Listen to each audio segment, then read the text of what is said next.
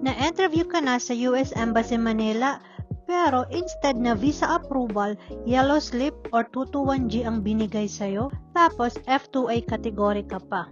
Sinunod mo naman lahat, nag-upload ka na, nag-scan ka na ng QR code, pero hindi ka pa rin makapag-schedule dahil walang slot at parang na-stuck ang case mo. If yes, this video is for you. In this video, i-share kong real experience ng aking subscriber kung paano namin na-fix ang kanyang account, step-by-step guide, at ang system issue at kung paano na-reschedule ulit ang kanyang interview. Hello everyone! Welcome back to the Swanberg channel. In this channel, we share tips, how-to videos, quotes, and vlogs. Thank you guys for watching and subscribing to my channel. At sa mga hindi pa nakakapag-subscribe, ay mag-subscribe na po kayo. Thank you. Let's start the video. Ano ang 221G yellow slip? Ang 221G ay hindi visa denial. Ibig sabihin lang nito may kulang pang dokumento, hindi pa tapos ang processing, temporary hold lang ang case. Important ito lalo na sa mga F2A applicants sa Pilipinas.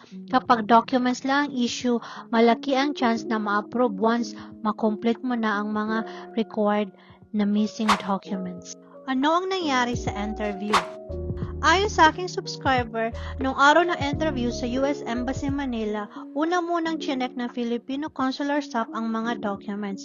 Pagkatapos ng i-review, sinabi niya you have missing documents at ang kulang na document ay ang annulment ng petitioner certified true copy.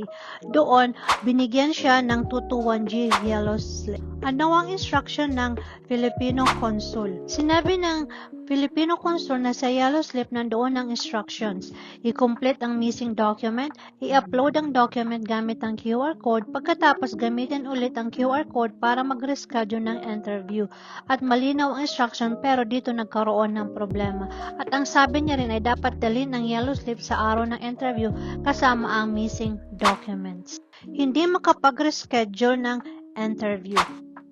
Pagkatapos namin mag-upload ng certified true copy, nag-antay kami ng ilang araw hanggang sa hindi pa rin makapag-continue dahil walang option para mag-reschedule, na stuck sa page, walang lumalabas na visa option. Ito ang mga ginawa namin. Nag-send ng feedback messages ilang beses, in-upload ang passport, sinend ang screenshot ng page kung saan kami na-stuck. Wala pa ring progress.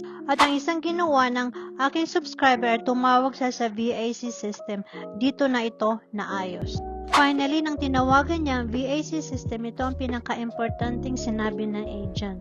Ang option na pipiliin niya para sa visa category ang F2A at ang para naman sa visa class tag ay F2A na rin. Pagkatapos ng itamay, biglang gumana ang system, lumabas na ang option to continue at nakapag-reschedule na siya ng kanyang appointment. Pero may problema pa rin. No slot available, normal lang ito.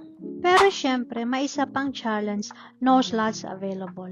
Paulit-ulit kaming nag-check hanggang sa nagkaroon na rin ng slots. Ang earliest available slot na nakuha ng aking subscriber ay March.